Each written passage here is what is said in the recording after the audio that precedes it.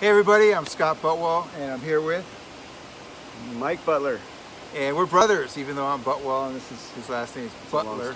Long story. But anyway, for my YouTube video, I'm talking to my brother because, you know, sometimes when you're writing for Medium, you run out of ideas and you don't know what to write about. So we thought we'd do a video on movies that have something to do with writing, where you can be inspired, you can get ideas, and it can kind of get you out of that writing slump. So we're going to talk about movies with some kind of writing message. So can you think of a movie that has like writing as a theme? The first one that comes to mind, oh my gosh, it's always on the top of my head. I always have the hardest time remembering the name of this movie. This is ridiculous. Uh-oh, he's having a 50-something moment here. Oh gosh, that's always is it Almost Famous? Almost Famous is exactly the name of the movie. Yeah, Almost Famous. If you've never seen it, my brother told me about it. I watched it. It's about this 15-year-old kid, and he's like a rock journalist for some, like, you know, kind of smaller independent magazine. But then he writes a query letter to like a magazine like Rolling Stone, and they give him a contract for a story to write on this fictional band. It's like a big band, and so he's kind of traveling around with the band, and he's got to write this story. So what's like a writing inspiration you got from watching that movie?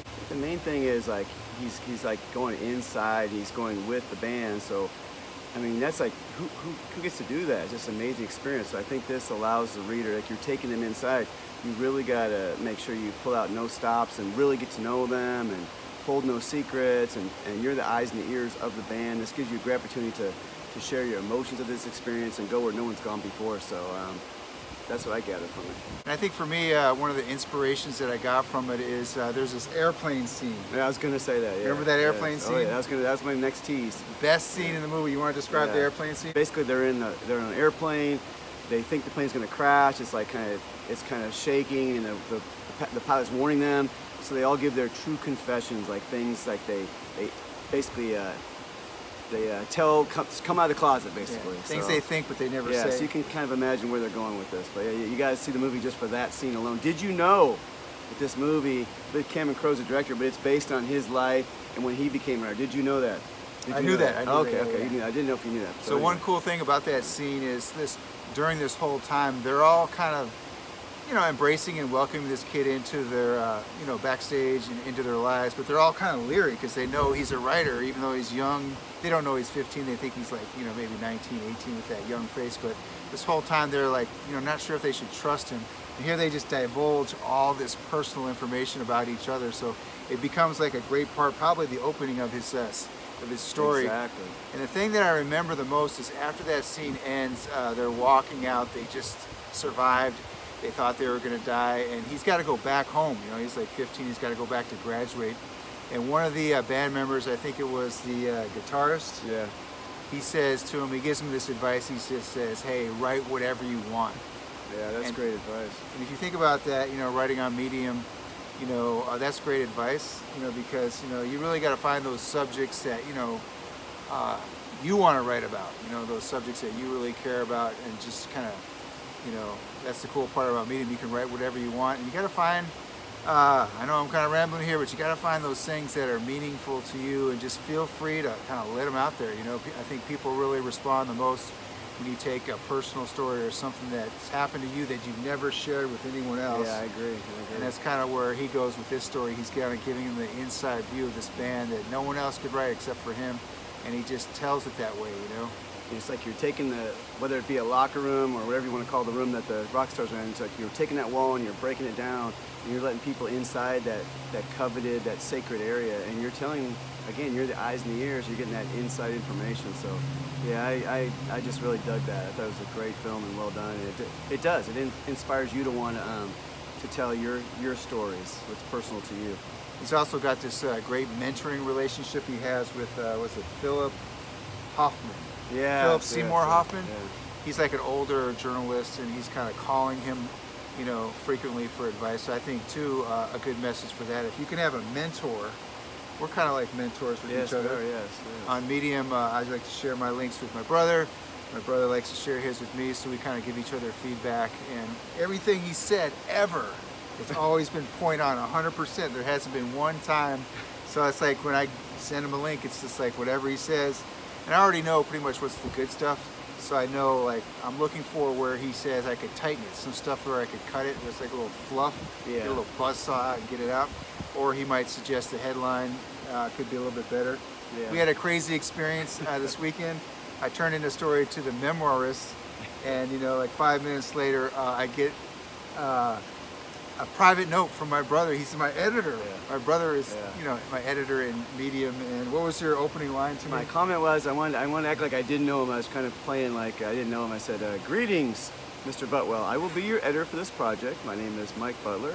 And I tried to be overly nice. I said, hey, can I get you a white chocolate, what's that called? White chocolate mocha while I partake in my editing project. So yeah, it was good. It was good. I think when going back to his mentor thing, when you mentor, it reminds me of like eating a good meal. Like when you eat out somewhere, you're like, oh, this is really good. Well, is it perfect though? Or what could I improve in this meal? So like a lot of times with a good meal, you don't want too much dessert. You don't want too much of this. So a lot of times it's like trimming the fat off that, or just like, I don't know what the headline, what the analogy there would be, but you just want to make sure, you know, whatever the headline is, you want to grab the reader and be very specific what it is. So I think we're both really good about reading each other's stuff and like I said, really improving upon it. It's already good. It's already good. But how can we make it better? Okay, Dead Poet Society. What's the writing message to you as a writer in Dead Poet Society? The writing message to me, it might be different from yours, but is there's two things. Well, there's two things, but one specifically for writing. One for me is like, I know as a kid I didn't write. I had a lot of great teachers, but none of them inspired me to write poetry. Not until like I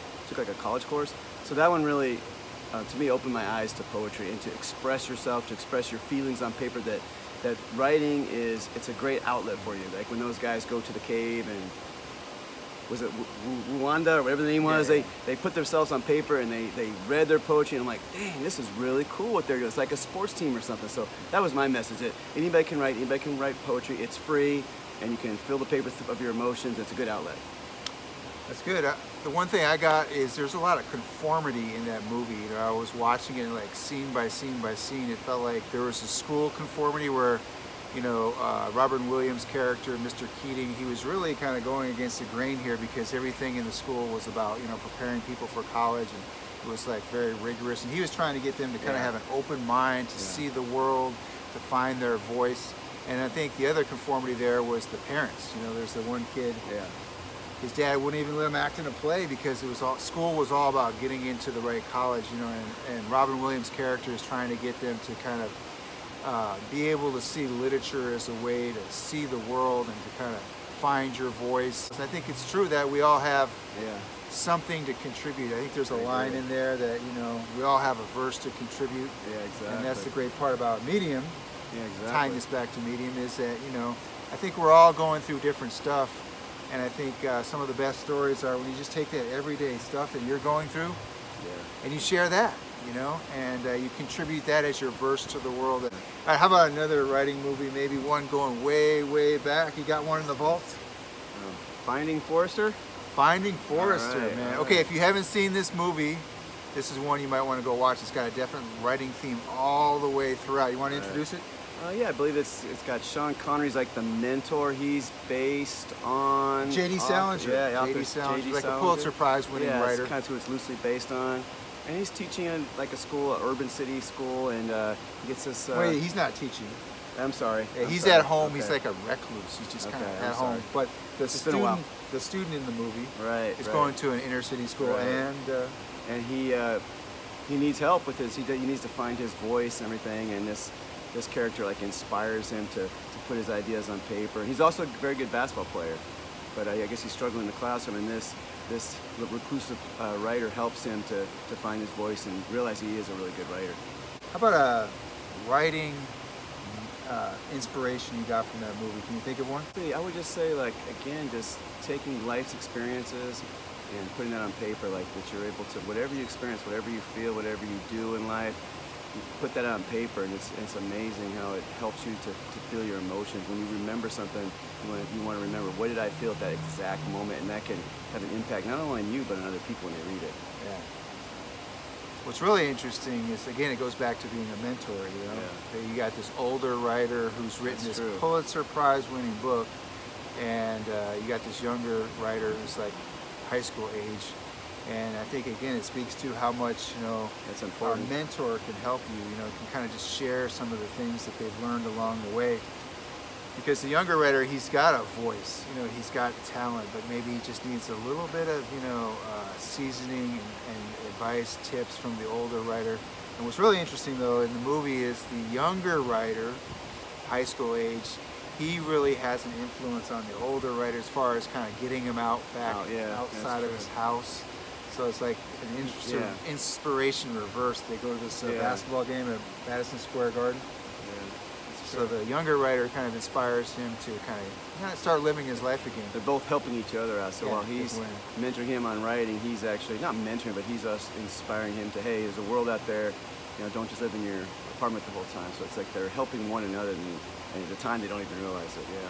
How about one more movie? Go way back, way back. I think All the President's Men is what you're hopefully referring to. Yep, I hope. Yeah. I am. And how far back is that? In case we got some young people here. I want to say, I don't know if we should be saying 72 or 75, but right there in that era. I would say it's one of our dad's favorite movies. Yes, that's how we got interested in it too. Yeah. You want to give an introduction to All the President's Men? All the President's Men stars Robert Redford and Dustin Hoffman, and they're famous reporters for the Washington Post, and they're investigating Richard Nixon, who's done like some passing of monies and some illegal fundraising for his presidential campaign. So they're unveiling this story. So you're seeing how they're unveiling, where their sources are coming from, how they're reporting on it. So it's not necessarily writing, it's more reporting. I mean, the writing is involved, but it's more the reporting and uncovering things. So it's the news writing, but it's very I don't know, inspirational to want to be a reporter and how to get a story. I'd say it has some, you know, parallels to writing because, you know, if you, it's been a long time since I've seen it, but the thing you remember about All the President's Men is they kind of meet in like a garage, and like Woodward and Bernstein, they're getting this information from secret sources, you know, and it's very kind of like, you know, undercover work. They're trying to get information by knocking on doors, just wherever they can get it. So it kind of makes me think about, you know, how you get a story to come out, you know, the process of the story. Yeah. And it reminds me, we went to the LA Times Book Festival about 2 weeks ago, and there's a guy there, Bill Plaschke. Yeah. He's like your writing mentor. Yeah, he's one of my writing gurus. He's a sports writer for the LA Times, a columnist, and he wrote a book called... it's called Paradise, right? Paradise. There's this fire in the city of, in Northern California, in the city of Paradise, and it just burned up all the homes. So there's this football team that gathered to play football in the spring, and everybody's wearing like different clothes because all their clothes are burned up. And the coach says, "Hey, who's got a football?" No football. There was no football. So that's when he called up his agent, and he said, "Hey, I think I got a book here. You know, we got a football team that's kind of using football to kind of recover." And to me, I love this story because it's not really about football. They did have a great season. They would take out all their anger on the other teams, and he was describing how in one chapter it was just about the sounds of football, wham, or whatever. So I think what I'm trying to say here is the story I remember what Bill Plaschke said is that when he would interview people, it wasn't like he was sticking the microphone up, but he would just kind of come up real low-key. He knew that they had a story they wanted to tell, and he'd just say, "Hey, you know, hey, what was that like? You know, having your fire burn up your home, all your clothes, you know, your video games, whatever, you know."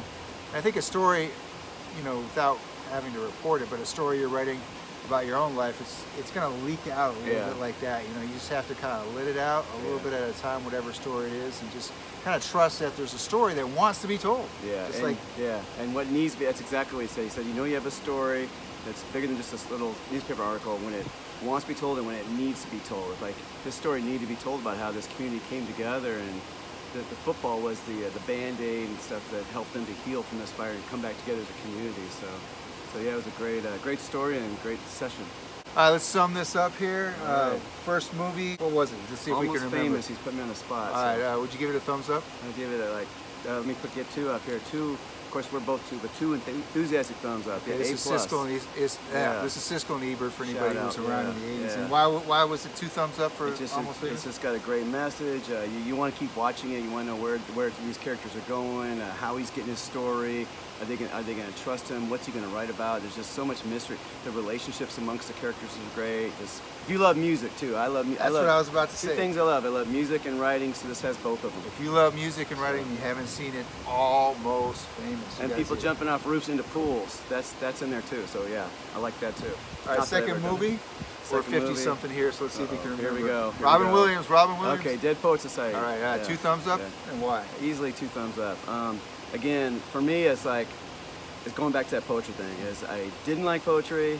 That movie inspired me to think about that, and then when I did start loving poetry in college, I'm like, oh yeah, I remember that movie. You found you had a voice. You had something poetry to say. is a great thing. I didn't realize it long ago as a kid, but so that helped me to want to write poetry.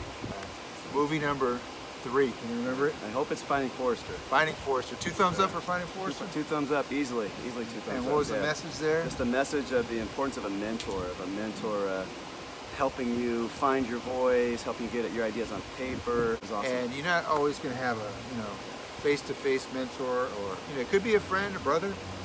Sure. It could be a book. Sometimes I've read so many books on writing. Mary Karr, Steve Pressfield, George Saunders. Those are like my mentors. It feels like if I'm reading them, it's like we're sitting, having coffee, and I'm learning about writing, and I can kind of just sit and think about what they say. So they're like my mentors. All right, 4th and final movie. We're testing my brother's memory here. All the President's Men. All the President's Men. Yeah. All right, so 2 thumbs up on that. Two very enthusiastic thumbs up. All right, so going the extra mile to get the story. That there's a story that needs to be told. In this case, it's Nixon, breaking the law and doing, things that are, illegal. But in our world, in our medium world, we're just trying to find the best story that needs to be told, and investigating stories, finding a good story, and getting that story out there. All right, that's it. There's 4 movies that if you ever feel like you get in a slump, 4 movies if you're in a slump that you could be watching and break out of a slump and get that little inspiration, that you need to kind of keep on. Keep on writing new stories. If you have other movies that have writing feature them, drop a comment on here, and we'll try and get our 2 cents on those ones. Yeah, we could do another one, man. If you got 4 movies that you can tell us of on writing, we'd love to do it. So sounds good. Sounds good, man. All right. Good hanging out with you, man. Yes. All right. I'm rocking the hat here. All right, man. All right. Peace out, everybody. Happy writing.